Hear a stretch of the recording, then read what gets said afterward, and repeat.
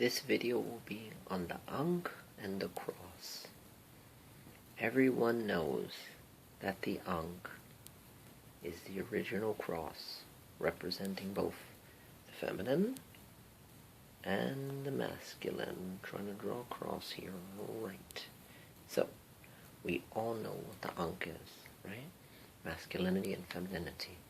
And we all know that Christianity, or the first Christians rather, were Coptic, Greek, Egyptians who were translating the hieratic, demotic, hieroglyphic scripts and transposing all of the original volumes of the Egyptian religion into a new language called Coptic.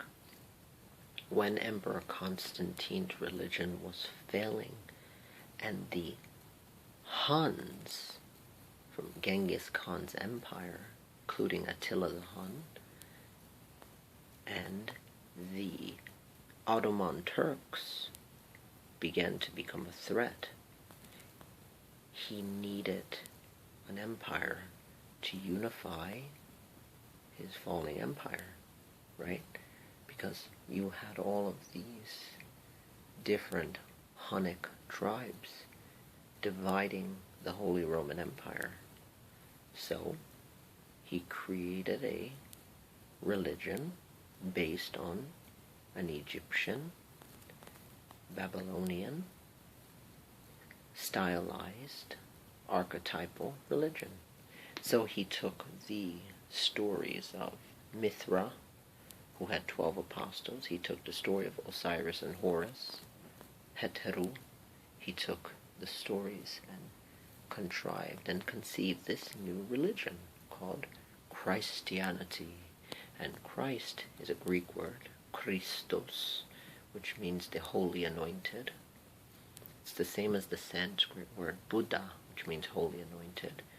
He took the name Isa bin Hur from a radical in Israel, and he used the idea, Constantine, and he created this religion.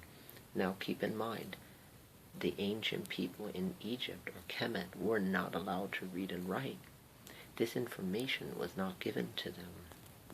So in many ways, they could not have this information. A lot of this hidden Netru, Metu Neter, this old Egyptian religion was only given to the priests, and it was given to the pharaohs and the rich people, basically. Your common folk, your lay folk, couldn't have this religion. So Christianity is the evolved form of it. You see these forms, Horus and Christ, they're the same thing. It's just now evolved, integrated, and brought into the new world so that everybody can have it. When I see Jesus, I don't see a difference between him and Horus or Osiris, because all of it is a oneness anyway. So I see people, spoofing on the mitre, the hat of the Pope, and saying, oh, that's a fish, that's Babylonian. It doesn't matter if it's Babylonian or not.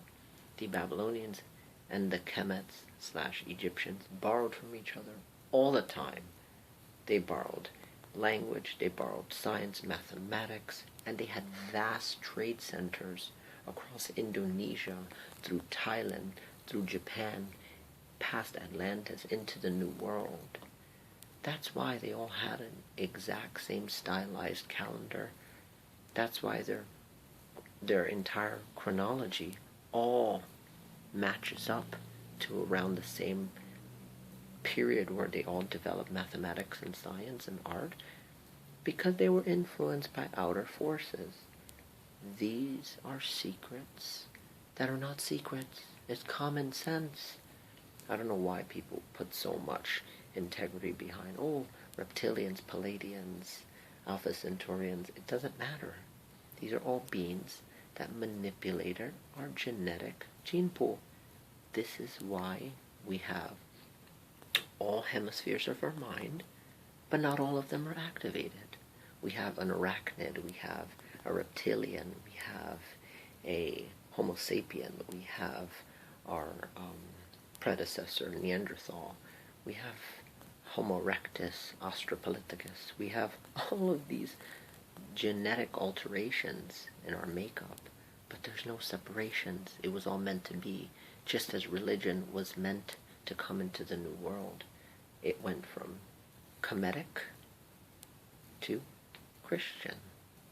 Now here's where the Christians went wrong, by suppressing the divine feminine. They would have had it if they just left Mary Magdalene alone, if they didn't call her whore and suppress her, because Mary Magdalene is like Isis, Set. You see, her and Nicodemus, they all came together and healed Christ. They used herbs, much like Hildegard von Bingen. They used herbs to take Esau off of that cross. And by the way, all martyrs were just religious radicals who wanted to change something. Christ wasn't the only one crucified. So was Spartacus. There were many, many people who were crucified in ancient times. These are just stories. You got to look past the illusions. See the oneness in everything. And you will set your heart and your mind free. Peace, blessings, namaste. Christ, Horus, and all the beautiful saints around to surround you, guide you, and give you love and care eternally.